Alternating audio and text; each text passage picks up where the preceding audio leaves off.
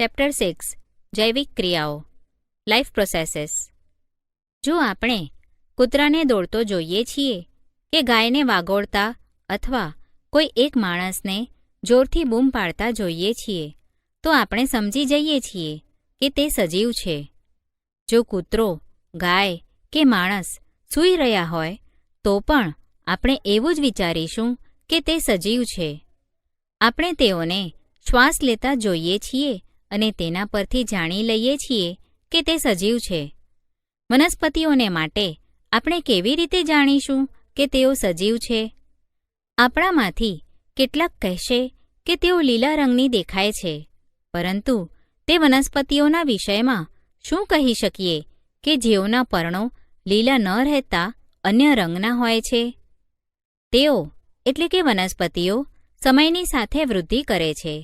આમ આપણે કહી શકીએ છીએ કે તેઓ એટલે કે વનસ્પતિઓ સજીવ છે. બીજા શબ્દોમાં કહીએ તો આપણે સજીવના સામાન્ય પુરાવાઓ કે લક્ષણો વિશે કે તેઓના કાર્યો પર વિચાર કરીએ છીએ.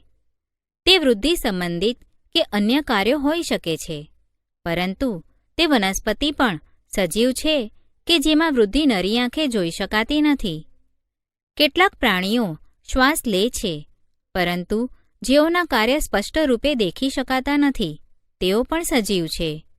આમ દેખી શકાય તેવા કાર્ય જીવનની વ્યાખ્યા કરવામાં એક લક્ષણ તરીકે પર્યાપ્ત કહી શકાય નહીં. ખૂબ જ નાના પાયે થનારી ક્રિયાઓ નરી આંખે જોઈ શકાતી નથી. ઉદાહરણ તરીકે અણુઓની ગતિઓ કે કાર્યો. શું આ અદૃશ્ય આણ્વીય ગતિ કે કાર્ય જીવન માટે જરૂરી છે? વાસ્તવમાં વિષાણુ એટલે કે વાયરસની અંદર આણ્વીય ગતિ કે આણ્વીય કાર્ય થતું નથી, જ્યાં સુધી તે કોઈ કોષમાં દાખલ ન થાય ત્યાં સુધી. આમ આ કારણે આ વિવાદાસ્પદ બાબત રહી છે કે ખરેખર વાયરસ સજીવ છે કે નિર્જીવ. સજીવની સંરચના સુસંગઠિત એટલે કે સુઆયોજિત હોય છે. તેમાં પેશી હોય છે. પેશીઓમાં કોષો હોય છે. કોષોમાં નાના ઘટકો પણ હોય છે.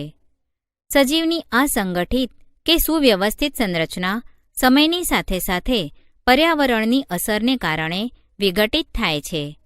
જો આ વ્યવસ્થા તૂટે તો સજીવ વધારે સમય સુધી જીવિત રહી શકે નહીં.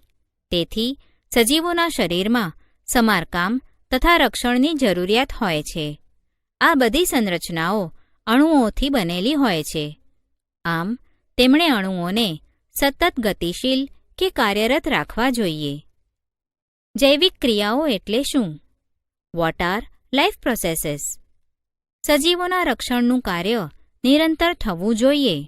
આ કાર્ય ત્યારે પણ થાય છે જ્યાં કોઈ વિશિષ્ટ કાર્ય થતું નથી. જ્યારે આપણે સૂતા હોઈએ છીએ અથવા વર્ગખંડમાં બેઠા હોઈએ ત્યારે પણ આ રક્ષણનું કાર્ય થતું રહે છે.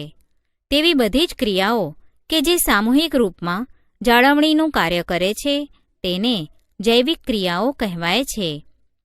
ઈજા કે તૂટવાની ક્રિયાને રોકવા માટે જાળવણીની ક્રિયાની આવશ્યકતા હોય છે, જેના માટે ઊર્જાની આવશ્યકતા હોય છે.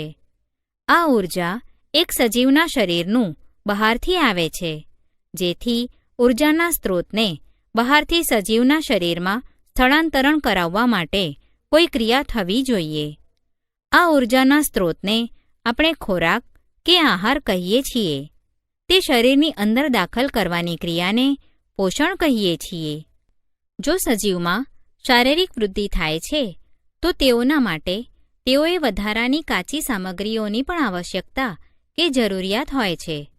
પૃથ્વી પર જીવન કાર્બન આધારિત અણુઓ પર નિર્ભર છે. આમ મોટાભાગના ખાદ્ય પદાર્થો પણ કાર્બન આધારિત છે. આ કાર્બન સ્ત્રોતોની જટિલતાને અનુસરીને વિવિધ સજીવ વિભિન્ન પ્રકારના પોષણની ક્રિયાઓ ધરાવે છે. જો કે પર્યાવરણ કોઈ એક સજીવના નિયંત્રણમાં નથી, જેથી ઊર્જાના આ બાહ્ય સ્ત્રોત વિવિધ પ્રકારના હોઈ શકે છે. શરીરની અંદરની ઊર્જાના આ સ્ત્રોતનું વિઘટન કે નિર્માણ જરૂરિયાત હોય છે, જેથી આ અંતિમ ઊર્જાનો સ્ત્રોત એક સમાન ઊર્જા સ્ત્રોતમાં પરિવર્તિત થઈ જવી જોઈએ અને આ વિવિધ અણુઓની આણ્વીય ગતિઓ કે કાર્યો માટે તેમજ વિવિધ સજીવ શરીરના રક્ષણ અને શરીરની વૃદ્ધિ માટે ઉપયોગી આવશ્યક અણુઓનું નિર્માણ થવું જોઈએ. તેના માટે શરીરની અંદર રાસાયણિક ક્રિયાઓની એક શૃંખલાની જરૂરિયાત હોય છે. ઓક્સિડેશન રિડક્શન પ્રક્રિયાઓ અણુઓના વિઘટનની કેટલીક સામાન્ય રાસાયણિક પ્રક્રિયાઓ છે. તેના માટે વધુ માત્રામાં શરીરની બહારના સ્ત્રોતમાંથી ઓક્સિજન મેળવવો પડે છે. શરીરની બહારથી ઓક્સિજનને ગ્રહણ કરી અને કોષોની આવશ્યકતા કે જરૂરિયાતને અનુલક્ષીને ખાદ્ય સ્ત્રોતનું વિઘટનમાં ઉપયોગ કરવાની ક્રિયાને આપણે શ્વસન કહીએ છીએ. એક કોષીય સજીવની સંપૂર્ણ સપાટી પર્યાવરણની સાથે સંપર્કમાં રહે છે. તેથી તેઓને ખોરાક ગ્રહણ માટે, વાયુઓની આપલે કરવા માટે કે ઉત્સર્ગ પદાર્થ કે નક્કામા પદાર્થોના નિકાલ માટે કોઈ વિશિષ્ટ અંગની જરૂરિયાત હોતી નથી. પરંતુ જ્યારે સજીવના શરીરના કદમાં વધારો થાય અને શારીરિક વધારો જટિલ શરીર બને છે, ત્યારે બહુકોષીય સજીવોમાં બધા કોષો પોતાની આસપાસના પર્યાવરણની સાથે સીધા સંપર્કમાં હોતા નથી. આથી સામાન્ય પ્રસરણ બધા કોષોની જરૂરિયાતની પૂર્તિ કરી શકતા નથી. બહુકોષીય સજીવોમાં વિવિધ કાર્યોને કરવા માટે ભિન્ન ભિન્ન અંગ વિશિષ્ટકરણ પામે છે. આપણે આ વિશિષ્ટીકરણ પેશીઓની સાથે અને સજીવના શરીરમાં તેઓના સંગઠનથી પરિચિત છીએ. તેમાં કોઈ આશ્ચર્ય નથી કે ખોરાક અને ઓક્સિજનનું અંતઃગ્રહણ પણ વિશિષ્ટીકરણ પામેલ પેશીઓનું કાર્ય છે. આનાથી એક મુશ્કેલી ઉદ્ભવે છે કે જો ખોરાક તેમજ ઓક્સિજનનું અંતઃગ્રહણ કેટલાક વિશિષ્ટ અંગો દ્વારા જ થાય છે, પરંતુ શરીરના બધા ભાગોને તેમની જરૂરિયાત એટલે કે ખોરાક અને ઓક્સિજનની જરૂરિયાત હોય છે. આ ખોરાક તેમજ ઓક્સિજનને એક સ્થાનથી બીજા સ્થાન સુધી લઈ જવા માટે વહનતંત્રની આવશ્યકતા હોય છે. જ્યારે રાસાયણિક પ્રક્રિયાઓમાં કાર્બન સ્ત્રોત અને ઓક્સિજનનો ઉપયોગ ઊર્જા પ્રાપ્તિ માટે થાય છે, ત્યારે એવી નિપજો કે ઉત્પાદકો પણ બને છે જે શરીરના કોષો માટે માત્ર બિનઉપયોગી જ નહીં પણ તે હાનિકારક પણ હોઈ શકે છે. આ નક્કામાં ઉત્સર્ગ ઉત્પાદનો કે નિપજોને શરીરમાંથી બહાર કાઢવા અતિ આવશ્યક હોય છે. આ ક્રિયાને આપણે ઉત્સર્જન કહીએ છીએ. જો બહુકોષીય સજીવોમાં શરીર પરિકલ્પનાના મૂળભૂત નિયમોનું પાલન કરે છે, તો ઉત્સર્જન માટે વિશિષ્ટ પેશી ઉત્પન્ન થઈ શકશે. આનો અર્થ એ છે કે પરિવહન તંત્રના જરૂરિયાત ઉત્સર્ગ દ્રવ્યોને કોષોમાંથી આ ઉત્સર્જન પેશી સુધી પહોંચાડવા પડે છે. પોષણ ન્યુટ્રિશન. જ્યારે આપણે ફરતા કે ટહેલતા હોઈએ છીએ ત્યારે આપણે ઊર્જાનો ઉપયોગ કરીએ છીએ. તે સ્થિતિમાં પણ જ્યારે આપણે કોઈ આભાસી ક્રિયા કે પ્રવૃત્તિ કરતા નથી, ત્યારે આપણા શરીરમાં ક્રમાનુસારની પરિસ્થિતિને રક્ષણ કરવા માટે ઊર્જાની આવશ્યકતા હોય છે.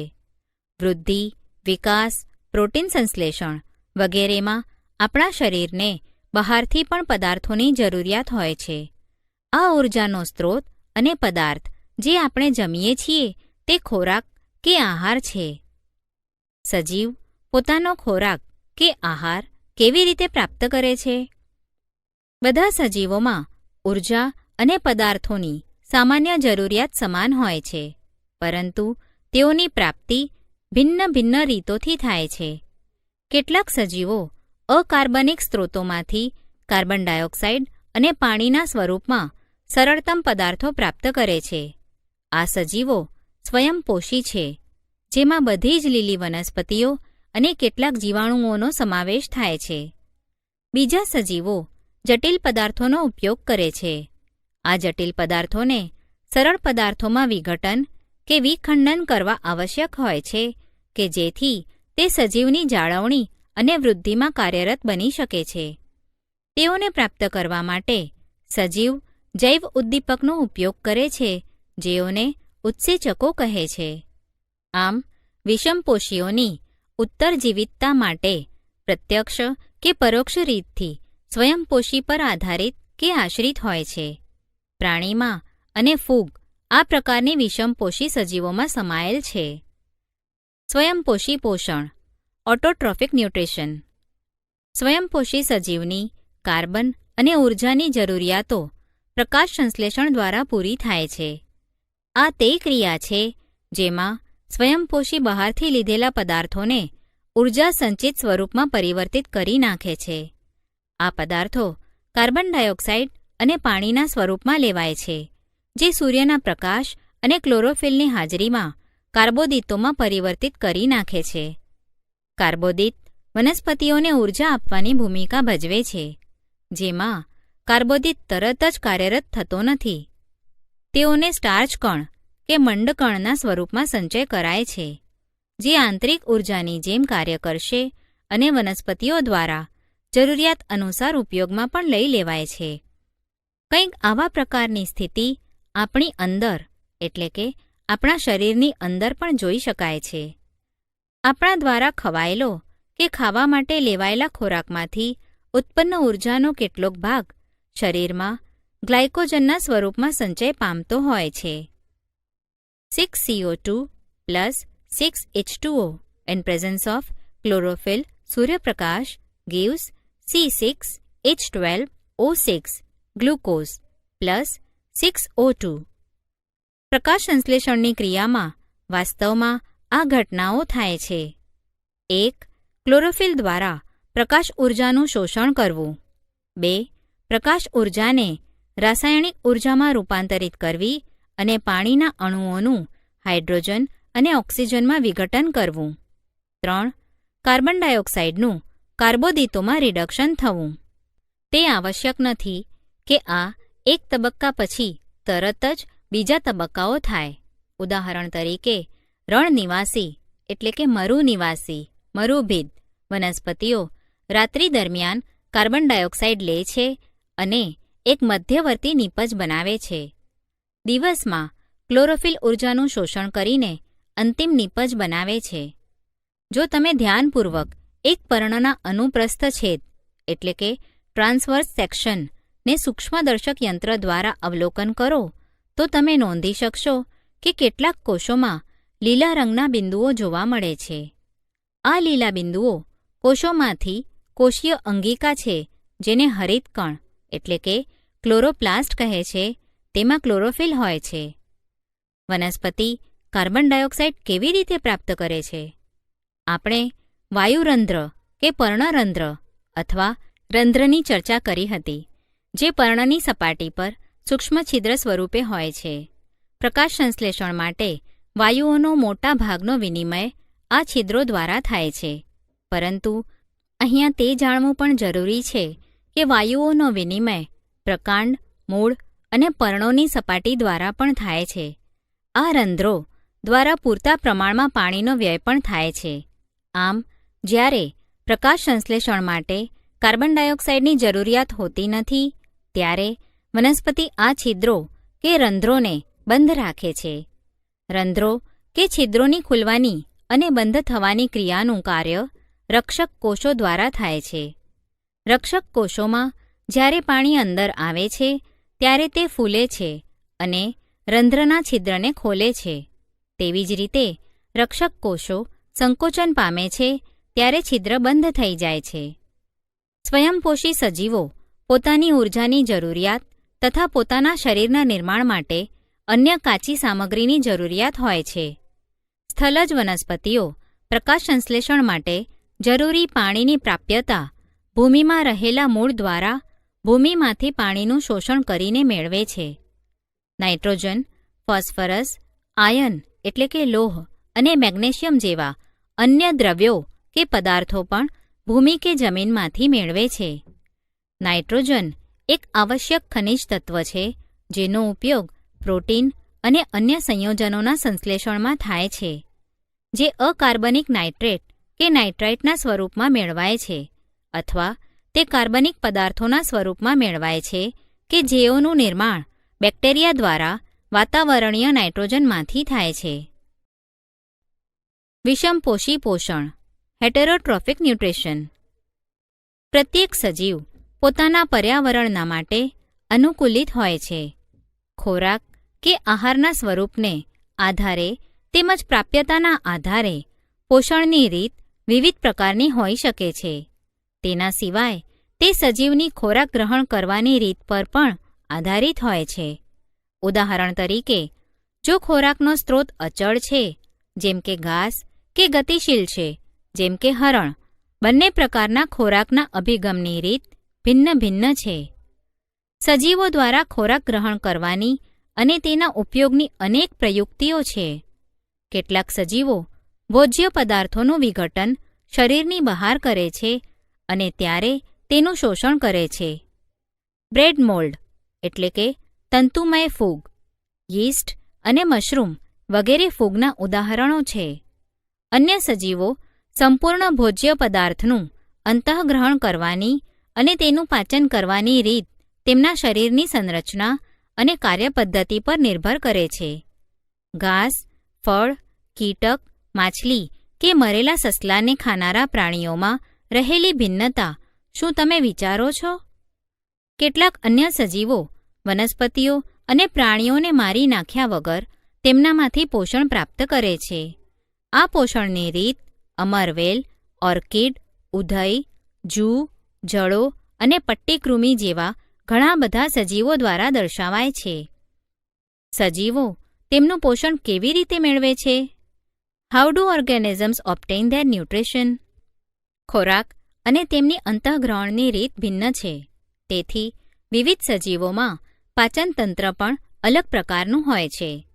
એક કોષીય સજીવોમાં ખોરાક સંપૂર્ણ સપાટી દ્વારા મેળવાય છે, પરંતુ સજીવની જટિલતા વધવાની સાથે સાથે વિવિધ કાર્યો કરવાવાળા અંગો પણ વિશિષ્ટ હોય છે. ઉદાહરણ તરીકે, અમીબા કોષીય સપાટી પરથી આંગળી જેવડા અસ્થાયી પ્રવર્ધની મદદથી ખોરાક ગ્રહણ કરે છે. આ પ્રવર્ધ ખોરાકના કણોને ઘેરી લે છે અને તેની સાથે જોડાણ કેળવીને અન્નધાની બનાવે છે. અન્નધાનીની અંદર જટિલ પદાર્થોનું વિઘટન સરળ પદાર્થોમાં થાય છે અને તે કોષરસમાં પ્રસરણ પામે છે. વધેલો ખોરાક, અપાચિત પદાર્થ કોષની સપાટીની તરફ ગતિ કરે છે અને શરીરમાંથી બહાર નિકાલ કરી દેવામાં આવે છે. પેરામીશિયમ પણ એક કોષીય સજીવ છે. તેના કોષનો એક નિશ્ચિત આકાર હોય છે અને ખોરાક એક વિશિષ્ટ સ્થાન દ્વારા જ ગ્રહણ કરી શકે છે. ખોરાક આ સ્થાન સુધી પક્ષમોની ગતિ દ્વારા પહોંચે છે, જે કોષની સંપૂર્ણ સપાટીને ઢાંકી દેતો હોય છે. મનુષ્યોમાં પોષણ, ન્યુટ્રિશન ઇન હ્યુમન બીઇંગ્સ. પાચન માર્ગ કે પાચનની મૂળભૂત સ્વરૂપે મુખથી ગુદા સુધી વિસ્તરેલી એક લાંબી નળી છે, જે ખોરાક આપણા શરીરમાં એકવાર પ્રવેશ પામે છે તેનું શું થાય છે આ ક્રિયાની ચર્ચા કરીશું. આપણે વિવિધ પ્રકારના ખોરાક ખાઈએ છીએ. તેઓને આ પાચન માર્ગમાંથી પસાર થવાનું હોય છે. પ્રાકૃતિક કે નૈસર્ગિક રીતે ખોરાકે એક ક્રિયામાંથી પસાર થવાનું છે, જેથી તેઓનું નાના નાના કણોમાં રૂપાંતર થાય છે. તેઓને આપણે દાંતો વડે ચાવીને નાના ટુકડાઓમાં રૂપાંતરિત કરીએ છીએ. પાચન માર્ગનું અસ્તર ખૂબ જ નાજુક હોય છે, જેથી ખોરાકને ભીનો કરવામાં આવે છે, જેથી તેમનો માર્ગ સરળ બને. જ્યારે આપણે આપણી પોતાની પસંદગીનો કોઈ પદાર્થ ખાઈએ છીએ, ત્યારે આપણા મોઢામાં કે મુખમાં પાણી આવે છે. આ ખરેખર પાણી નથી. આ લાળ ગ્રંથિમાંથી નીકળતો એટલે કે સ્ત્રવતો એક રસ છે, જેને લાળ રસ કે લાળ કહે છે. જે ખોરાકને આપણે ખાઈએ છીએ તેનો બીજો તબક્કો તેની જટિલ રચના છે. જો તેનું શોષણ પાચન માર્ગ દ્વારા કરવું હોય તો તેનો નાના અણુઓમાં વિઘટિત કે ખંડિત કરવા જોઈએ. આ કાર્ય જૈવિક ઉદ્દીપકો દ્વારા એટલે કે ઉત્સેચકો દ્વારા થાય છે, જેને આપણે ઉત્સેચક કહીએ છીએ. લાળ રસમાં પણ એક ઉત્સેચક હોય છે, જેને લાળરસીય એમાઇલેસ કહે છે. તે સ્ટાર્ચના જટિલ અણુનું શર્કરામાં ખંડિત કરી રૂપાંતરણ કરે છે. ખોરાકને ચાવવા દરમિયાન માંસલ જીભ ખોરાકને લાળરસની સાથે સંપૂર્ણ રીતે ભેળવી દે છે. પાચન માર્ગના દરેક ભાગમાં ખોરાકની નિયમિત રીતે ગતિ તેમની નિયત રીતેથી થાય તે જરૂરી છે. આ ક્રમાનુસાર સંકોચન ગતિ સંપૂર્ણ પાચન માર્ગના અસ્તરમાં સર્જાય છે. મુખથી જઠર સુધી ખોરાક અન્નનળી દ્વારા લઈ જવામાં આવે છે. જઠર એક મોટું અંગ છે જે ખોરાકના આવતાની સાથે વિસ્તરણ પામે છે. જઠરના સ્નાયુમય દિવાલ ખોરાકને અન્ય પાચક રસોની સાથે મિશ્ર કરવામાં મદદરૂપ થાય છે. પાચનનું કાર્ય જઠરની દિવાલમાં આવેલી જઠર ગ્રંથિઓ દ્વારા દર્શાવાય છે. તે હાઇડ્રોક્લોરિક એસિડ મંદ HCl, એક પ્રોટીન પાચક ઉત્સેચક પેપ્સિન અને શ્લેષ્મનો સ્ત્રાવ કરે છે. હાઇડ્રોક્લોરિક એસિડ એસિડિક માધ્યમ તૈયાર કરે છે જે પેપ્સિન ઉત્સેચકની પ્રક્રિયામાં મદદરૂપ થાય છે. સામાન્ય પરિસ્થિતિઓમાં શ્લેષ્મ જઠરના આંતરિક અસ્તરને એસિડ મંદ HClની સામે રક્ષણ આપે છે. આપણે ઘણા બધા પ્રૌઢોને એસિડિટી કે અમ્લતાની ફરિયાદ કરતા સાંભળ્યા છે. શું તેનો સંબંધ ઉપરોક્ત વર્ણવેલી બાબત સાથે છે? જઠરમાંથી ખોરાક હવે નાના આંતરડામાં પ્રવેશે છે. તે મુદ્રિકા સ્નાયુ પેશી એટલે કે ની જઠર વાલ્વ દ્વારા નિયંત્રિત થાય છે. નાનું આંતરડું પાચન માર્ગનો સૌથી લાંબામાં લાંબો ભાગ કે અંગ છે. તે ખૂબ જ ગૂંચળાદાર હોવાને કારણે તે ઓછી જગ્યામાં વ્યવસ્થિત રીતે ગોઠવાયેલ હોય છે. વિવિધ પ્રાણીઓમાં નાના આંતરડાની લંબાઈ તેમના ખોરાકના પ્રકારને આધારે ભિન્ન ભિન્ન હોય છે. ઘાસ ખાનારા શાકાહારી પ્રાણીઓને સેલ્યુલોઝનું પાચન કરવા માટે લાંબા નાના આંતરડાની જરૂરિયાત હોય છે. માંસનું પાચન સરળ છે. આથી વાઘ જેવા માંસાહારીઓનું નાનું આંતરડું કે નાનું કે ટૂંકું હોય છે. નાનું આંતરડું કાર્બોદિત પ્રોટીન અને ચરબીનું પૂર્ણ પાચન માટેનું સ્થળ છે. આ કાર્ય માટે તે યકૃત અને સ્વાદુપિંડના સ્ત્રાવી દ્રવ્યો કે પદાર્થોને મેળવે છે. જઠરમાંથી આવનારો ખોરાક એસિડિક હોય છે અને સ્વાદુપિંડના ઉત્સેચકોની ક્રિયા માટે તેઓને આલ્કલીય બનાવવામાં આવે છે. યકૃતમાંથી સ્રવિત થતો પિત્તરસ આ કાર્ય કરે છે. તે વધારામાં ચરબી પર પણ પ્રક્રિયા દર્શાવે છે. નાના આંતરડામાં ચરબી મોટા ગોલકોના સ્વરૂપમાં હોય છે જેથી તેના પર ઉત્સેચકોનું કાર્ય કરવું મુશ્કેલી ભરેલું હોય છે.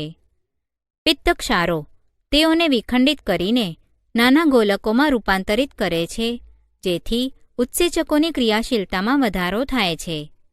તે સાબુની જેમ મેલ પર તૈલોદીકરણની પ્રક્રિયા કરે છે. સ્વાદુપિંડ રસ કે સ્વાદુરસનો સ્ત્રાવ કરે છે જેમાં પ્રોટીનના પાચન માટે ટ્રિપ્સિન ઉત્સેચક હોય છે. તૈલોદીકૃત ચરબીનું પાચન કરવા માટે લાઇપેઝ ઉત્સેચક હોય છે. નાના આંતરડાની દિવાલમાં ગ્રંથિઓ આવેલી હોય છે. આંતરીય ગ્રંથિઓ તે આંત્રરસનો સ્ત્રાવ કરે છે. તેમાં આવેલા ઉત્સેચકો અંતે પ્રોટીનનું એમિનો એસિડમાં, જટિલ કાર્બોદિતોનું ગ્લુકોઝમાં અને ચરબીનું ફેટી એસિડ અને ગ્લિસરોલમાં રૂપાંતરણ કરી નાખે છે. પાચિત ખોરાકનું આંત્રમાર્ગની દિવાલ અભિશોષણ કરી લે છે.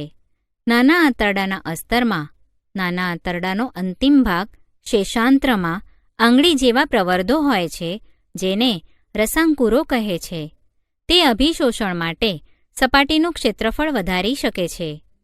રસાંકુરોમાં રુધિરવાહિનીઓ વધુ માત્રામાં હોય છે જે ખોરાકનું અભિશોષણ કરીને શરીરના પ્રત્યેક કોષો સુધી ખોરાકને એટલે કે પાચિત પદાર્થોને પહોંચાડે છે. અહીં તેમનો ઉપયોગ એટલે કે પાચિત ખોરાકનો ઉપયોગ ઊર્જા પ્રાપ્ત કરવા માટે, નવી પેશીઓના નિર્માણ માટે અને જૂની પેશીઓના સમારકામમાં થાય છે. પચ્યા વગરનો કે અપાચિત ખોરાક મોટા આંતરડામાં મોકલવામાં આવે છે જ્યાં વધુ માત્રામાં આવેલા રસાંકુરો અપાચિત ખોરાક અભિશોષણ ન પામેલ ખોરાકમાંથી પાણીનું શોષણ કરે છે. શેષ પદાર્થો ગુદા દ્વારા શરીરની બહાર ત્યાગ કરવામાં આવે છે. આ ઉત્સર્ગ દ્રવ્યોને બહાર ફેંકવાની કે ત્યાગ કરવાનું નિયંત્રણ મળદ્વારના મુદ્રિકા સ્નાયુઓ દ્વારા નિયંત્રિત થાય છે. શ્વસન એટલે કે રેસ્પિરેશન. પ્રવૃત્તિ: એક કસનળીમાં તાજું તૈયાર કરેલું ચૂનાનું પાણી લો. આ ચૂનાના પાણીમાં ઉચ્છ્વાસ દ્વારા નીકળતા વાયુને કસનળીમાં પ્રવાહિત કરો. નોંધ કરો કે ચૂનાના પાણીને દૂધ્યું થવા માટે કેટલો સમય લાગે છે? ચૂનાનું પાણી ઝડપથી દૂધ્યું થશે. એક સિરિંજ કે પિચકારી દ્વારા બીજી કસનળીમાં ચૂનાનું પાણી તાજું લઈને વાયુ પ્રવાહિત કરો. નોંધ કરો કે આ સમયે ચૂનાના પાણીને દૂધ્યું થવા માટે કેટલો સમય લાગે છે? ચૂનાના પાણીને દૂધ્યું થવા માટે થોડો સમય લાગે છે. ઉચ્છ્વાસ દ્વારા નીકળતા વાયુમાં કાર્બન ડાયોક્સાઇડના પ્રમાણ વિશે આ આપણને શું દર્શાવે છે? નિષ્કર્ષણ: જે દર્શાવે છે કે ઉચ્છ્વાસ દ્વારા દૂર થતી હવામાં કાર્બન ડાયોક્સાઇડ વધારે હોય છે. પ્રવૃત્તિ: કોઈપણ ફળનો રસ કે ખાંડનું દ્રાવણ લઈ તેમાં કેટલીક યીસ્ટ નાખો. એક છિદ્રવાળો બૂચ લગાડી કસનળીમાં આ મિશ્રણ લો. કોર્કમાં વળેલી કાચની નળી લગાવો. કાચની નળીના મુક્ત છેડાને તાજું તૈયાર કરેલ ચૂનાના પાણીવાળી કસનળીમાં ડૂબાડો. ચૂનાના પાણીમાં થનાર પરિવર્તનને અને આ પરિવર્તનમાં લાગતા સમયનું અવલોકન નોંધો. ચૂનાના પાણીમાં થનાર પરિવર્તનને અને આ પરિવર્તનમાં લાગતા સમયનું અવલોકન કરતા જણાય છે કે આ પરિવર્તન માટે વધારે સમય લાગે છે. આથવણના ઉત્પાદન કે નિપજના વિષયમાં આપણને શું દર્શાવે છે? નિષ્કર્ષણ: આથવણના ઉત્પાદન કે નિપજના વિષયમાં આપણને દર્શાવે છે કે આથવણના ઉત્પાદન ઇથેનોલ અને કાર્બન ડાયોક્સાઇડ છે. જે ખાદ્ય પદાર્થોનું અંતઃગ્રહણ પોષણની ક્રિયા માટે થાય છે, કોષો તેઓનો ઉપયોગ વિવિધ જૈવિક ક્રિયાઓ માટે ઉર્જા પ્રાપ્ત કરવાને માટે કરે છે. વિવિધ સજીવ તેને વિભિન્ન પદ્ધતિઓ દ્વારા કરે છે.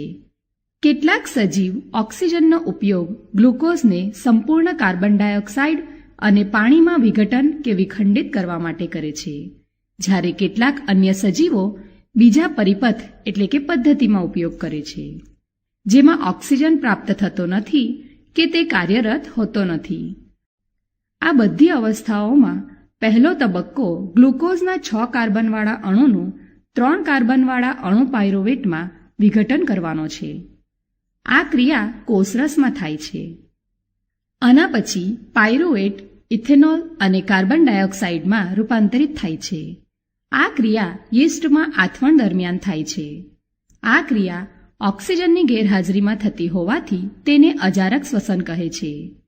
પાયરુવેટનું વિખંડન કે વિઘટન ઓક્સિજનનો ઉપયોગ કરીને કણાભ સૂત્રોમાં થાય છે. આ ક્રિયા 3 કાર્બનવાળા પાયરુવેટના અણુનું વિઘટન કરીને 3 કાર્બન ડાયોક્સાઇડના અણુ આપે છે. બીજી નિપજ પાણી છે. આ પ્રક્રિયા ઓક્સિજનની હાજરીમાં થવાથી તેને જારક શ્વસન કહે છે. અજારક શ્વસનની તુલનામાં જારક શ્વસનમાં ઉર્જાનો ત્યાગ ખૂબ જ વધારે હોય છે. કેટલીક વાર જ્યારે આપણી સ્નાયુપેશી એટલે કે માંસપેશીના કોષોમાં ઓક્સિજનનો અભાવ કે ઓછું પ્રમાણ હોય ત્યારે પાયરુવેટનું વિઘટન બીજા પરિપથ પર થાય છે. અહીંયા પાયરુવેટ 3 કાર્બનવાળા અણુ લેક્ટિક એસિડમાં રૂપાંતરિત થાય છે. અચાનક કોઈ પ્રક્રિયા થવાથી આપણી સ્નાયુપેશીમાં લેક્ટિક એસિડનું નિર્માણ થવાને લીધે સ્નાયુઓ જકડાઈ જાય છે.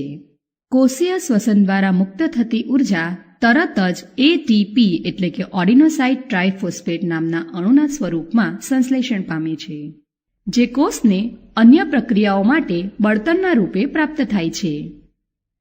એટીપીનું વિઘટન એક નિશ્ચિત પ્રમાણમાં ઉર્જાને મુક્ત કરે છે, જે કોષની અંદર થનારી આંતરોષ્મિ એટલે કે એન્ડોથર્મિક પ્રક્રિયાઓનું સંચાલન કરે છે. જારક શ્વસન પરિપથ ઓક્સિજન પર આધારિત હોવાથી જારક સજીવો માટે પર્યાપ્ત માત્રામાં ઓક્સિજન પ્રાપ્ત કરતા રહેવું આવશ્યકતા હોય છે. આપણે જોઈ ગયા કે વનસ્પતિઓ વાયુઓનો વિનિમય રંધ્ર દ્વારા કરે છે અને આંતરકોષીય અવકાશ તે સુનિશ્ચિત કરે છે કે બધા કોષો વાયુના સંપર્કમાં હોય છે. અહીંયા કાર્બન ડાયોક્સાઇડ અને ઓક્સિજનની આપલે પ્રસરણ દ્વારા થાય છે. તે કોષોમાં કે તેનાથી દૂર અને બહાર હવામાં જઈ શકે છે. પ્રસરણની દિશા પર્યાવરણીય પરિસ્થિતિ અને વનસ્પતિઓની આવશ્યકતા પર આધારિત છે. રાત્રિ દરમિયાન જ્યારે કોઈ પ્રકાશ સંશ્લેષણની પ્રક્રિયા થતી નથી ત્યારે કાર્બન ડાયોક્સાઇડનું મુક્ત થવું મુખ્ય ઘટના બને છે. દિવસે શ્વસન દરમિયાન નિર્માણ પામેલ CO2 પ્રકાશ સંશ્લેષણમાં વપરાઈ જાય છે. જેથી કોઈ CO2 મુક્ત થતો નથી. આ સમયે ઓક્સિજનનું મુક્ત થવું તે મુખ્ય ઘટના બને છે. પ્રાણીઓમાં પર્યાવરણમાંથી ઓક્સિજન મેળવવા અને ઉત્પન્ન થયેલા કાર્બન ડાયોક્સાઇડથી છુટકારો મેળવવા માટે વિવિધ પ્રકારના અંગોનો વિકાસ થયેલો હોય છે. સ્થળચર પ્રાણી વાતાવરણમાંથી ઓક્સિજન મેળવી શકે છે, પરંતુ જો પ્રાણીઓ જળચર હોય તો તેઓને પાણીમાં દ્રાવ્ય ઓક્સિજનનો જ ઉપયોગ કરવો પડે છે. પ્રવૃત્તિ: એક માછલી ઘરમાં માછલીનું અવલોકન કરો. તેઓ પોતાનું મોં ખોલી અને બંધ કરે છે. તેની સાથે આંખોની પાછળની ઝાલર ફાટો એટલે કે ઝાલર ફાટોને ઢકતી ઝાલર ઢાંકણ પણ ખુલે છે અને બંધ થાય છે. શું મોં તથા ઝાલર ફાટોના ખુલવા અને બંધ થવાના સમય વચ્ચે કોઈ પ્રકારનો સંબંધ છે? હા, માછલીમાં જ્યારે મોં ખુલ્લું થાય છે ત્યારે ઝાલરફાટ બંધ થાય છે અને જ્યારે મોં બંધ થાય ત્યારે ઝાલરફાટ ખુલ્લી થાય છે. ગણતરી કરો કે માછલી 1 મિનિટમાં કેટલી વાર મોં ખોલે છે અને બંધ કરે છે. તમે 1 મિનિટમાં કેટલી વાર શ્વાસ અંદર બહાર કરો છો તેની સાથે તેને સરખાવો. પ્રાયોગિક અભ્યાસમાં લીધેલી માછલીમાં સરેરાશ શ્વાસ દર 66 to 78 પ્રતિ મિનિટ છે, તેમજ મનુષ્યમાં સરેરાશ શ્વાસ દર 12 to 16 પ્રતિ મિનિટ છે. તેથી માછલીઓ મનુષ્ય કરતાં વધુ શ્વાસ લે છે. પાણીમાં દ્રાવ્ય ઓક્સિજનનું પ્રમાણ હવામાં રહેલા ઓક્સિજનના પ્રમાણ કરતાં ખૂબ જ ઓછું હોવાથી જળચર પ્રાણીઓનો શ્વાસ દર સ્થળચર પ્રાણીઓની તુલનામાં ઝડપી હોય છે. માછલી પોતાના મોં દ્વારા પાણી મેળવે છે અને પ્રયત્નપૂર્વક ઝાલર સુધી પહોંચાડે છે, જ્યાં રુધિર દ્વારા દ્રાવ્ય ઓક્સિજન મેળવાય છે. સ્થળચર પ્રાણી શ્વસન માટે વાતાવરણમાંના ઓક્સિજનનો ઉપયોગ કરે છે. વિવિધ સજીવોમાં આ ઓક્સિજન ભિન્ન ભિન્ન અંગો દ્વારા શોષણ પામે છે.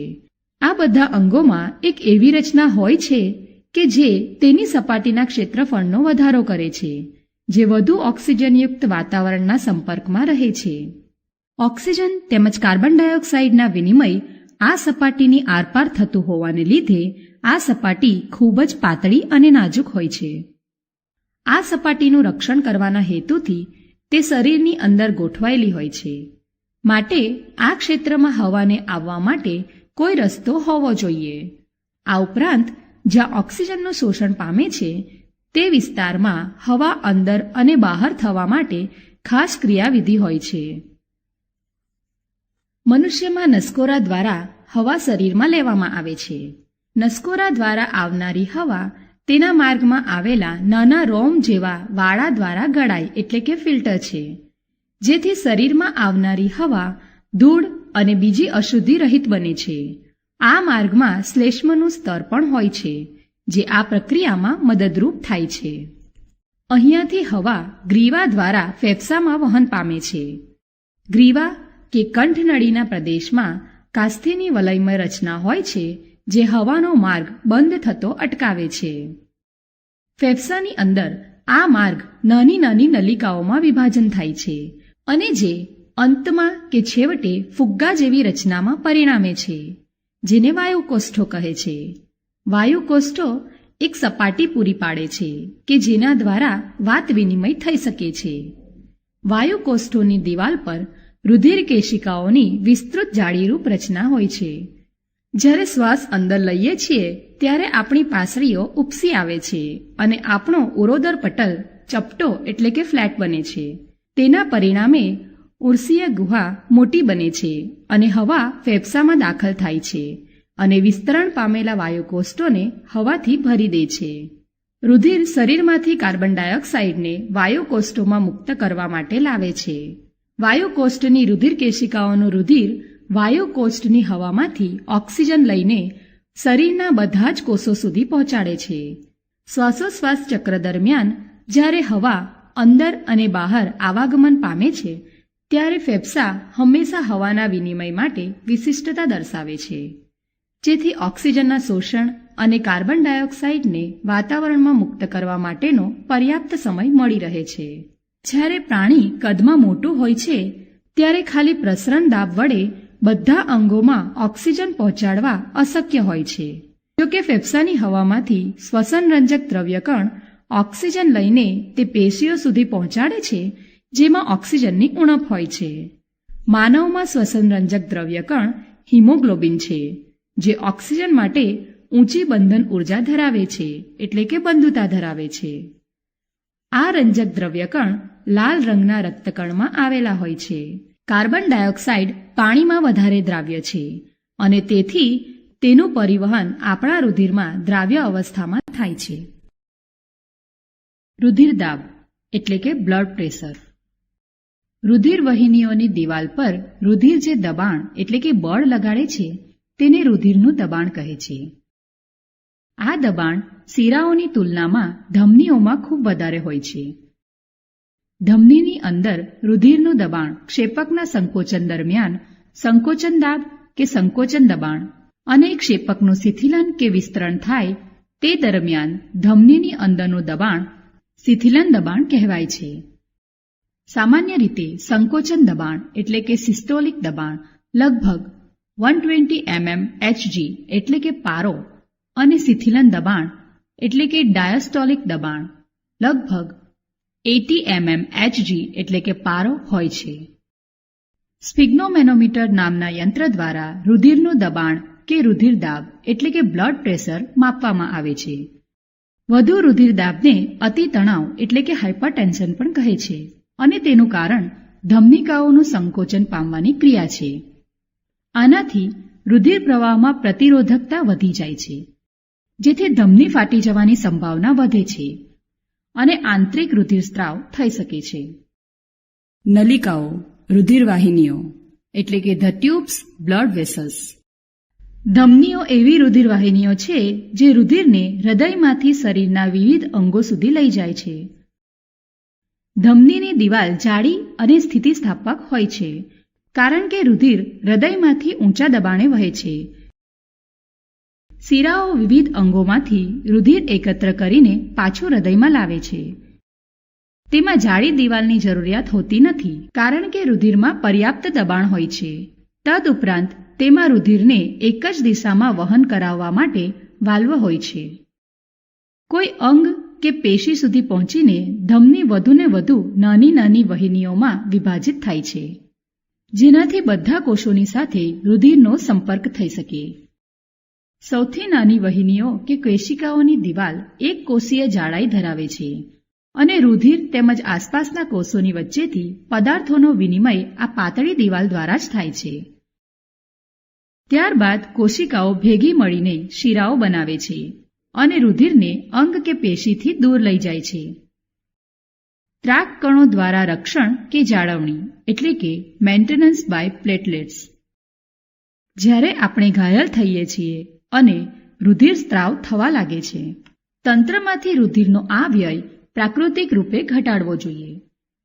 રુધિરના વધુ સ્ત્રાવથી રુધિર દાબ ઘટે છે, જેનાથી પમ્પિંગ પ્રણાલી એટલે કે ધકેલવાની ક્રિયાની કાર્યક્ષમતામાં ઉણપ આવે છે.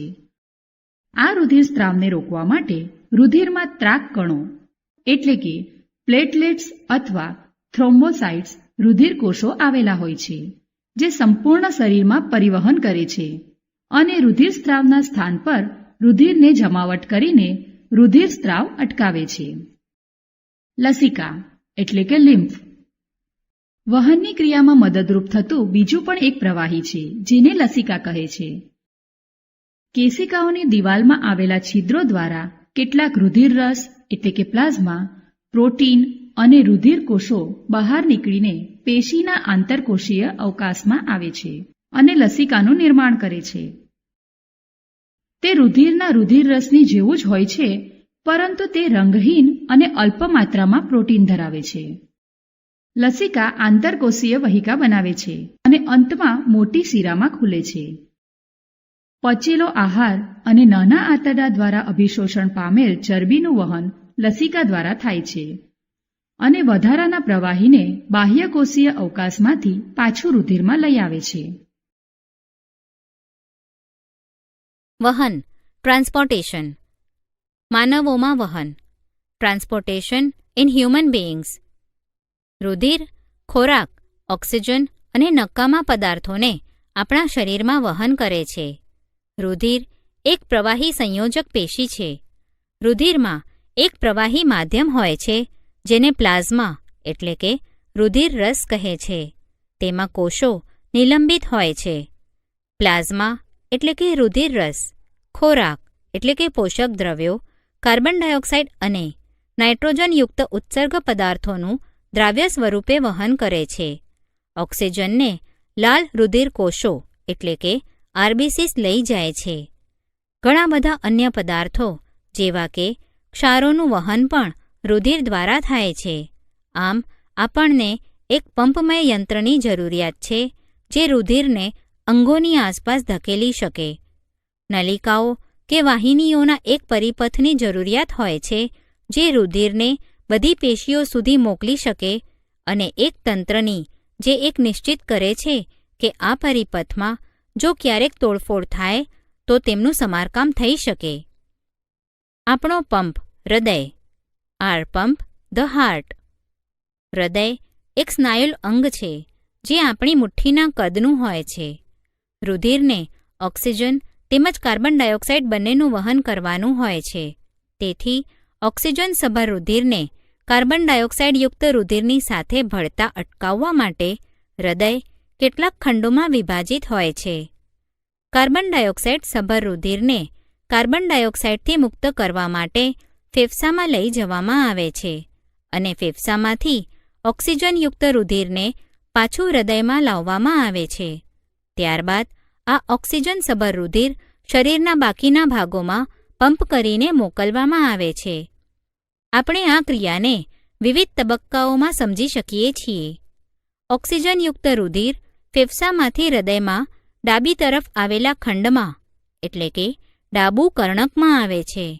આ રુધિરને એકત્રિત કરતી વખતે ડાબું કર્ણક શિથિલન રહે છે, જ્યારે તેના પછીનો ખંડ ડાબું ક્ષેપક વિસ્તરણ કે શિથિલ ન પામે ત્યારે આ ડાબું કર્ણક સંકોચન પામે છે, જેથી રુધિર તેમાં એટલે કે ડાબા ક્ષેપકમાં સ્થળાંતરિત થાય છે. હવે પછી જ્યારે સ્નાયુમય ડાબું ક્ષેપક સંકોચન પામે છે ત્યારે રુધિર શરીરમાં દબાણ સાથે હૃદયના પંપની ગતિ સાથે વહન પામે છે. ઉપરના ભાગે આવેલો જમણો ખંડ જે જમણું કર્ણક છે તે જ્યારે વિસ્તરણ કે શિથિલન પામે છે ત્યારે શરીરમાંથી ઓક્સિજન વિહીન રુધિર તેમાં એટલે કે જમણા કર્ણકમાં પ્રવેશે છે કે આવે છે. જેવું જમણું કર્ણક સંકોચન પામે છે તેની નીચે આવેલો સંગત ખંડ એટલે કે જમણું ક્ષેપક વિસ્તરણ કે શિથિલન પામે છે. તે રુધિરને જમણા ક્ષેપકમાં સ્થળાંતરિત કરે છે, જ્યાંથી આ રુધિરને ઓક્સિજનીકરણ એટલે કે ઓક્સિજન પ્રાપ્ત કરવા માટે ફેફસામાં પંપ કરાય છે એટલે કે ધકેલાય છે. કર્ણકની તુલનામાં ક્ષેપકની સ્નાયુમય દિવાલ જાડી હોય છે, કારણ કે ક્ષેપકને સંપૂર્ણ શરીરમાં રુધિર મોકલવાનું હોય છે. જ્યારે કર્ણક કે ક્ષેપક સંકોચન થાય છે તો વાલ્વ તેની વિરુદ્ધ દિશામાં રુધિર પ્રવાહને રોકવાની ક્રિયા કરે છે. ફેફસામાં ઓક્સિજનનો રુધિરમાં પ્રવેશ થાય છે. Oxygen enters the blood in the lungs. હૃદયના જમણા તેમજ ડાબા ખંડોમાં વહેંચવાની રીત ઓક્સિજનયુક્ત અને ઓક્સિજન વિહીન રુધિરને મિશ્રિત થતું અટકાવવા માટે લાભદાયક છે. આ વહેંચણીને શરીરને ઓક્સિજનનો ઉચ્ચ એટલે કે વધુ કાર્યદક્ષ પુરવઠો પૂરો પાડે છે. પક્ષી અને સસ્તનની જેમ પ્રાણીઓ કે જેઓને વધુ ઊર્જાની જરૂરિયાત હોય છે તેઓ માટે આ પદ્ધતિ ખૂબ જ લાભદાયક છે, કારણ કે આને લીધે તેમના શરીરના તાપમાન જાળવી રાખવા માટે નિરંતર ઊર્જાની જરૂરિયાત હોય છે તેવા પ્રાણીઓ કે જેઓને આ કાર્ય માટે ઊર્જાનો ઉપયોગ કરવાનો હોતો નથી. તેઓના શરીરના તાપમાન પર્યાવરણની તાપમાન પર આધાર રાખે છે. ઉભયજીવી પ્રાણીઓ કે ઘણા બધા સરીસૃપ જેવા પ્રાણીઓમાં ત્રિખંડીય હૃદય હોય છે અને તેઓ ઓક્સિજનયુક્ત અને ઓક્સિજન વિહીન રુધિર પ્રવાહને કેટલીક હદ સુધી મિશ્રિત થવાની ઘટનાને પણ સહન કરી શકે છે. બીજી તરફ માછલીનું હૃદય માત્ર 2 ખંડોનું બનેલું છે. ત્યાંથી રુધિર ઝાલરોમાં મોકલવામાં આવે છે, જ્યાં તે એટલે કે રુધિર ઓક્સિજનયુક્ત બને છે અને સીધું શરીરમાં મોકલવામાં આવે છે. આ રીતે માછલીઓના શરીરમાં એક ચક્રમાં માત્ર એક જ વાર રુધિરને હૃદયમાં લાવવામાં આવે છે. બીજી તરફ અન્ય પૃષ્ઠવંશીઓમાં પ્રત્યેક ચક્રમાં રુધિર 2 વાર હૃદયમાં આવે છે.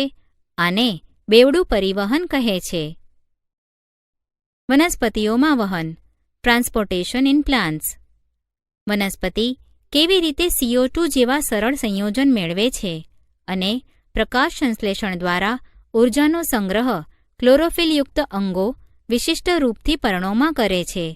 વનસ્પતિ શરીરના નિર્માણ માટે જરૂરી કાચી સામગ્રી અલગથી પ્રાપ્ત કરે છે.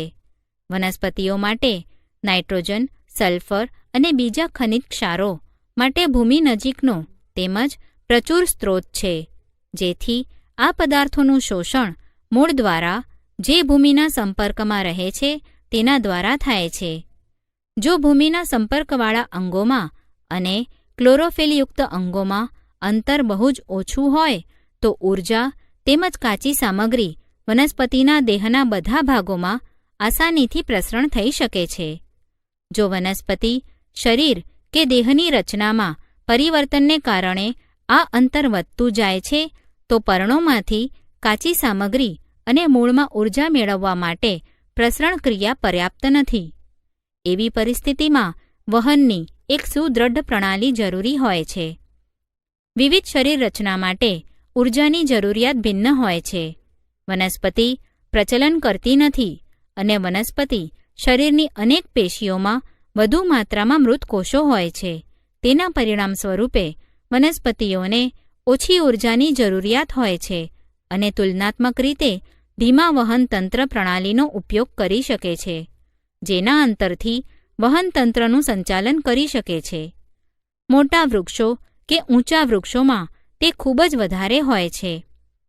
વનસ્પતિ વહન તંત્ર પર્ણોમાંથી સંચિત ઊર્જાયુક્ત પદાર્થ મૂળથી કાચી સામગ્રીનું વહન કરે છે. આ બે પરિપથ સ્વતંત્ર રીતે સંગઠિત ચાલની નલિકાઓથી નિર્માણ પામે છે. એક જલવાહક છે જે ભૂમિમાંથી પ્રાપ્ત પાણી અને ખનિજ ક્ષારોનું વહન કરે છે. બીજી અન્નવાહક પર્ણોથી, જ્યાં તેઓ પ્રકાશ સંશ્લેષણની નીપજનું સંશ્લેષણ કરે છે, વનસ્પતિના અન્ય ભાગો સુધી વહન કરે છે. પાણીનું વહન, ટ્રાન્સપોર્ટ ઓફ વોટર. જલવાહક પેશી, મૂળ, પ્રકાંડ અને પર્ણોમાંની જલવાહિનીઓ અને જલવાહિનીકીઓ પરસ્પર જોડાઈને પાણીના સંવહનનું સળંગ તંત્ર રચે છે. જળવાહિનીઓના એક સતત નલિકા જેવી રચના બનાવે છે, જે વનસ્પતિના બધા ભાગોની સાથે જોડાયેલી હોય છે. મૂળના કોષો ભૂમિના સંપર્કમાં હોય છે અને તે સક્રિય સ્વરૂપે આયન પ્રાપ્ત કરે છે. આ મૂળ અને ભૂમિની વચ્ચે આયન સંકેન્દ્રણમાં તફાવત ઉત્પન્ન કરે છે. આ તફાવતને દૂર કરવા માટે ભૂમિમાંથી પાણી મૂળમાં પ્રવેશ કરે છે. તેનો અર્થ એ છે કે પાણીનું અવિરત વહન મૂળની જલવાહકની મદદથી પામે છે અને પાણીના સ્તંભનું નિર્માણ કરે છે, જે સતત ઉપરની તરફ ધકેલાય છે. આપણે સામાન્ય રીતે વનસ્પતિઓની ઊંચાઈ જોઈએ છીએ. તે ઊંચાઈ સુધી પાણીને પહોંચાડવા આ દબાણ સ્વયં પર્યાપ્ત નથી. વનસ્પતિ જલવાહકમાં ઉપરની તરફ પોતાની સૌથી વધુ ઊંચા બિંદુ સુધી પાણીને પહોંચાડવાની અન્ય યુક્તિ વાપરે છે. તે માની લઈએ કે વનસ્પતિને પૂરતા પ્રમાણમાં પાણીની પ્રાપ્તિ થાય છે, જે પાણીની રંધ્ર દ્વારા ઉણપ સર્જાય છે. તેનું પ્રતિસ્થાપન જલવાહકની જલવાહિનીઓ દ્વારા પર્ણોમાં થાય છે. વાસ્તવમાં કોષથી પાણીના અણુઓનું બાષ્પીભવન એક ચૂષક કે ખેંચાણ ઉત્પન્ન કરે છે, જે મૂળના જલવાહક કોષમાં આવેલા પાણીને ઉપર ખેંચે છે. વનસ્પતિના હવાઈ ભાગો દ્વારા બાષ્પના સ્વરૂપમાં પાણીનો વ્યય થાય તેને બાષ્પોત્સર્જન કહેવાય છે. આમ બાષ્પોત્સર્જનથી પાણીનું શોષણ મૂળથી પર્ણો સુધી પાણી અને તેમાં દ્રાવ્ય ખનિજ ક્ષારોનું ઉર્ધ્વગમન કરવામાં મદદરૂપ થાય છે. તે તાપમાનનું નિયમન કરવામાં પણ મદદરૂપ થાય છે. પાણીના વહનમાં મૂળ દાબ રાત્રિના સમયમાં વિશેષ રૂપથી પ્રભાવી હોય છે.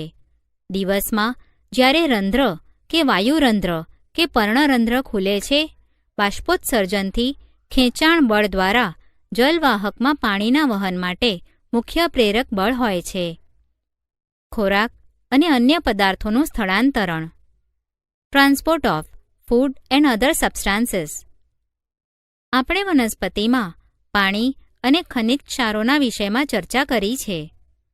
ચયાપચયની ક્રિયાઓની નીપજો, ખાસ કરીને પ્રકાશ સંશ્લેષણ જે પર્ણોમાં થાય છે, વનસ્પતિના અન્ય ભાગોમાં કેવી રીતે તે નીપજોને મોકલવામાં આવે છે. પ્રકાશ સંશ્લેષણની દ્રાવ્ય નીપજોનું વહન સ્થળાંતરણ કહેવાય છે અને તે સંવહન પેશી, જેને અન્નવાહક કહે છે, તેના દ્વારા થાય છે. પ્રકાશ સંશ્લેષણની નીપજો સિવાય અન્નવાહક એમિનો એસિડ અને અન્ય પદાર્થોનું વહન પણ કરે છે. તે પદાર્થ ખાસ કરીને મૂળમાં સંચય પામી અંગો, ફળ, બીજ અને વૃદ્ધિ કરનારા અંગોમાં લઈ જવામાં આવે છે. ખોરાક અને અન્ય પદાર્થોનું સ્થળાંતરણ તેને સંલગ્ન સાથી કોષની મદદથી ચાલની નલિકામાં ઉર્ધ્વગમન તેમજ અધઃગમન બંને દિશાઓમાં થાય છે. જલવાહક દ્વારા વહનને સામાન્ય ભૌતિક બળોના સિદ્ધાંતો દ્વારા સમજી શકાય છે. તેનાથી વિરુદ્ધ અન્નવાહક દ્વારા સ્થળાંતરણ જે ઊર્જાના ઉપયોગથી દર્શાવાય છે. સુકોઝ જેવો પદાર્થ અન્નવાહક પેશીમાં એટીપી માંથી પ્રાપ્ત ઊર્જાના ઉપયોગથી સ્થળાંતરણ પામે છે. આ પેશીને અન્નવાહકથી તે પેશી સુધી લઈ જાય છે જ્યાં દબાણ ઓછું હોય છે. તે અન્નવાહકને વનસ્પતિની જરૂરિયાતને અનુસાર પદાર્થોનું સ્થળાંતરણ પ્રેરે છે. ઉદાહરણ તરીકે, વસંત ઋતુમાં મૂળ તેમજ પ્રકાંડની પેશીઓમાં સંચિત શર્કરાનું સ્થળાંતરણ કલિકાઓમાં થાય છે, જેને વૃદ્ધિ માટે ઊર્જાની જરૂરિયાત હોય છે. ઉત્સર્જન, એક્સક્રીશન. સજીવો પ્રકાશ સંશ્લેષણ અને શ્વસનમાંથી ઉદ્ભવેલા ઉત્સર્ગ વાયુઓથી અન્ય ચયાપચયિક ક્રિયાઓમાંથી ઉદ્ભવેલ નાઇટ્રોજનયુક્ત પદાર્થોનો નિકાલ કરવો જરૂરી છે. તે જૈવિક પ્રક્રિયા જેમાં આ હાનિકારક ચયાપચયિક ઉત્સર્ગ કે નક્કામાં પદાર્થોનો નિકાલ કરવામાં આવે છે તેને ઉત્સર્જન કહેવાય છે. વિવિધ પ્રાણીઓ તેના માટે વિવિધ પ્રયુક્તિઓ કરે છે. મોટાભાગના એકકોષીય સજીવો આ ઉત્સર્ગ દ્રવ્યોને શરીરની સપાટીથી પાણીમાં પ્રસરણ કરીને તે પદાર્થોનો ત્યાગ કરે છે. જેમ કે આપણે અન્ય ક્રિયામાં જોયું તેમ જટિલ બહુકોષીય સજીવો આ કાર્યને પૂર્ણ કરવા માટે વિશિષ્ટ અંગોનો ઉપયોગ કરે છે. માનવોમાં ઉત્સર્જન, એક્સક્રીશન ઇન હ્યુમન બીઇંગ્સ. માનવના ઉત્સર્જન તંત્રમાં એક જોડ મૂત્રપિંડ, એક જોડ મૂત્રવાહિની, એક મૂત્રાશય અને એક મૂત્રમાર્ગ હોય છે. મૂત્રપિંડો ઉદરમાં કરોડસ્તંભની કશેરુકાઓની બંને પાર્શ્વ બાજુએ હોય છે. મૂત્રપિંડમાં નિર્માણ થયેલું મૂત્ર મૂત્રવાહિનીમાં થઈને મૂત્રાશયમાં જાય છે અને ત્યાં સુધી એકત્રિત રહે છે જ્યાં સુધી મૂત્રમાર્ગમાંથી તેનો નિકાલ ન થાય.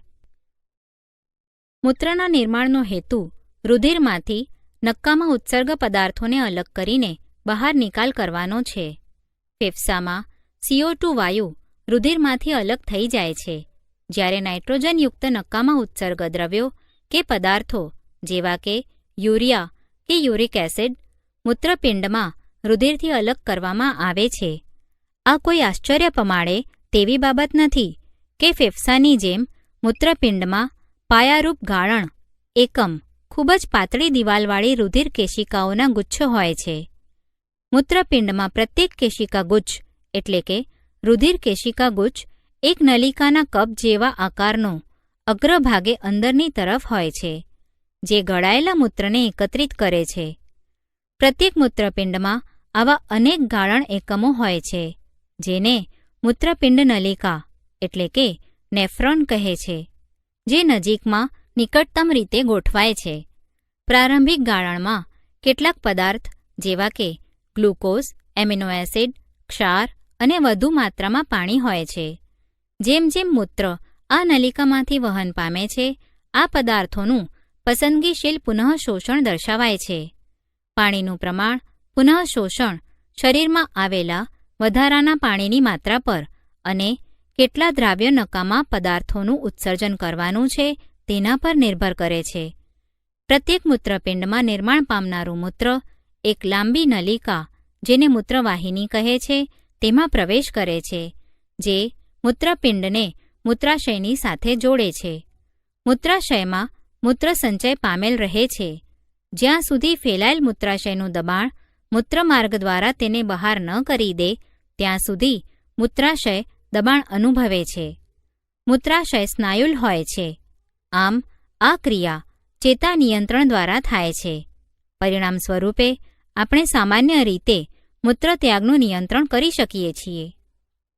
કૃત્રિમ મૂત્રપિંડ હિમોડાયાલિસિસ, આર્ટિફિશિયલ કિડની હિમોડાયાલિસિસ. ઉત્તરજીવિતતા માટે મૂત્રપિંડ જૈવિક અંગ છે. ઘણા કારણો કે પરિબળો જેવા કે સંક્રમણ, આઘાત કે મૂત્રપિંડમાં સીમિત ઓછો રુધિર પ્રવાહ મૂત્રપિંડની ક્રિયાશીલતાને ઘટાડે છે. આ શરીરમાંના વિષારી એટલે કે ઝેરી ઉત્સર્ગ દ્રવ્યોનો સંચય કરે છે, જેથી મૃત્યુ પણ થઈ શકે છે. મૂત્રપિંડ નિષ્ક્રિય થવાની અવસ્થામાં કૃત્રિમ મૂત્રપિંડનો ઉપયોગ કરવામાં આવે છે. એક કૃત્રિમ મૂત્રપિંડ નાઇટ્રોજનયુક્ત ઉત્સર્ગ દ્રવ્યોને રુધિરમાંથી ડાયાલિસિસ દ્વારા બહાર કાઢવાની એક રીત કે પદ્ધતિ છે. કૃત્રિમ મૂત્રપિંડ નાઇટ્રોજન વૃક્ક એટલે કે કિડની ખૂબ જ અર્ધપ્રવેશશીલ કે અર્ધપારગમ્ય અસ્તરવાળી નલિકાઓથી યુક્ત હોય છે. આ ડાયાલાઇઝર પ્રવાહી આશ્રુત દાબથી રુધિર જેવું જ હોય છે, પરંતુ તેમાં નાઇટ્રોજનયુક્ત ઉત્સર્ગ દ્રવ્યો કે પદાર્થો હોતા નથી. દર્દીના રુધિરને આ નલિકાઓમાંથી વહેવડાવવામાં આવે છે. આ માર્ગમાં રુધિરમાંથી ઉત્સર્ગ પદાર્થો પ્રસરણ દ્વારા ડાયાલાઇઝર પ્રવાહીમાં આવે છે. શુદ્ધિકરણ પામેલ રુધિર પાછું દર્દીના શરીરમાં પંપ દ્વારા મોકલવામાં આવે છે. આ મૂત્રપિંડના કાર્યને સમાન છે, પરંતુ એક તફાવત એ છે કે આમાં કોઈ પુનઃશોષણની ક્રિયા થતી નથી. સામાન્ય રીતે એક સ્વસ્થ, તંદુરસ્ત વ્યક્તિમાં દરરોજ 180 લીટર પ્રારંભિક નિસ્યંદન મૂત્રપિંડમાં થાય છે. જો કે એક દિવસમાં ઉત્સર્જિત મૂત્રનો ત્યાગ કે નિકાલ વાસ્તવમાં 1 કે 2 લીટર થાય છે, કારણ કે બાકી નિસ્યંદન મૂત્રપિંડ નલિકાઓમાં પુનઃશોષણ પામે છે. વનસ્પતિઓમાં ઉત્સર્જન એક્સક્રીશન ઇન પ્લાન્ટ્સ. વનસ્પતિઓમાં ઉત્સર્જન માટે પ્રાણીઓથી બિલકુલ ભિન્ન પદ્ધતિઓ આવેલી છે. પ્રકાશ સંશ્લેષણમાં ઓક્સિજનનું પણ નકામી નીપજ તરીકે નિર્માણ થાય છે. વનસ્પતિઓ ઓક્સિજન અને કાર્બન ડાયોક્સાઇડની સાથે કેવો વ્યવહાર કરે છે? તેના સિવાય પાણીથી બાષ્પોત્સર્જન દ્વારા છુટકારો મેળવે છે. વનસ્પતિઓમાં ઘણી બધી પેશી મૃતકોષોની બનેલી હોય છે અને તેઓ તેમના કેટલાક ભાગો જેવા કે પર્ણોનો નાશ પણ કરી શકે છે. ઘણી બધી વનસ્પતિઓ ઉત્સર્ગ દ્રવ્યોનો કોષીય રસધાનીમાં સંગ્રહ કરે છે. વનસ્પતિઓ ખરી પડવાવાળા પર્ણોમાં પણ ઉત્સર્ગ દ્રવ્યો સંચય પામેલા હોય છે. અન્ય ઉત્સર્ગ દ્રવ્યો કે પદાર્થો જેવા કે રેઝિન એટલે કે રાળ અને ગુંદરના ખાસ કરીને જૂની જલવાહક પેશીમાં સંચય પામે છે. વનસ્પતિ પણ કેટલાક ઉત્સર્ગ દ્રવ્યોને પોતાની આસપાસની ભૂમિમાં ઉત્સર્જિત કરે છે.